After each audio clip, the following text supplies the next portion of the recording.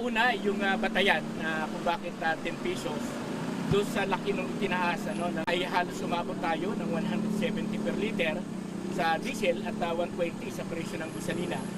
Kaya isa ito doon sa naging tungtungan ng ating pagpapile at siyempre yung usapin ng mataas na mga pyesa na ginagamit ng ating public transport na kung saan ay hindi naman bumababa ang mga presyong ito.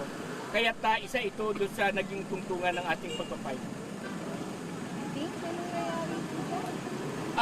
Siyempre sa bahagi natin ay sa sama-samang pagkilos ng mga driver at mga operator at siyempre ng ating mga commuters ay alam natin na mayroong mangyayari at inaasahan natin na sana ay harapin ito ng gobyerno, hindi lamang ng DOTR at ni LTFRB kundi mismo si Bongbong Marcos dahil ang nagtulak nito ay yung patuloy na krisis na dinaranas ng mga driver at mga operator.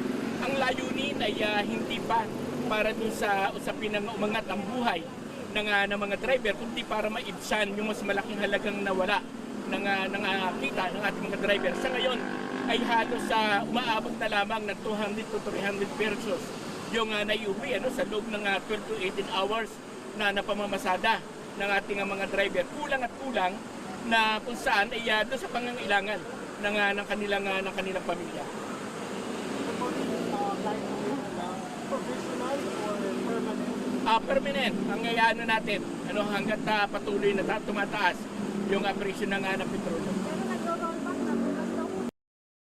Mayroong pagbaba, totoo yun, pero tandaan natin mahigit pa rin 100 pesos yung magiging presyo ng diesel. At kung palagay na natin na umabot ng 100 pesos per liter, halos kung tayo ay nakaka 30 liters per day, ay 3,000 piso pa rin yung mawawalang kita ng ating mga driver. Na dapat ito ay nagagamit na doon sa pangangailangan. Kasama din dyan yung patuloy na pananatili ng isa-isak sa langis, na kung saan ngayon ay nananatiling 6 pesos sa presyo ng diesel at yung sabat ay halos umaabot ng 19 pesos. Kaya kapag tingnan po natin ay 25 pesos per liter yung nakapatong sa bawat litro na ikinakarga natin at sa loob po ng isang araw kung kami ay nagpo-consume ng 30 liters per day, ay direct na nababayad kami ng buwis ng 715. Kada araw po ang binabayad natin buwis.